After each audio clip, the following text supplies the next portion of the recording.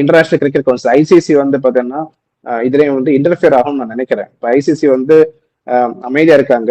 Sri Lankan cricket players வந்து பாத்தீங்கன்னா திரும்ப ஒரு 8 பிளேயர்ஸ் அனுப்புவாங்க. மேட்ச் கண்டினியூ ஆகும். இனிமே ஏதாச்சும் ஒரு பிளாஸ்டோ ஏதாச்சும் ஒரு சுச்சுவேஷன் ஆச்சுனாலும் யாரை குற்றம் சொல்ல முடியும்? இப்ப யாரை பிளேம் பண்ண முடியும்?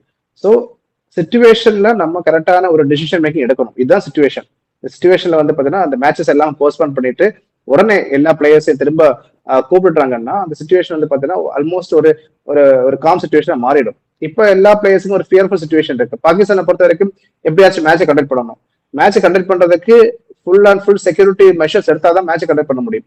மேட்ச்ல ஏதாச்சும் ஒரு பிரச்சனை ஆச்சுன்னா it's huge pressure for Pakistan cricket board. எல்லா இடத்துலயும் இப்ப ப்ரெஷர் தான். ப்ரெஷர்னு சொல்லும் போது எப்படி இதை வந்து ஈஸியா ஹேண்டில் பண்ண முடியும்? ஸோ இந்த சுச்சுவேஷன்ல decision making must be taken. ICC வந்து டிசிஷன் மேக்கிங் எடுக்கணும்.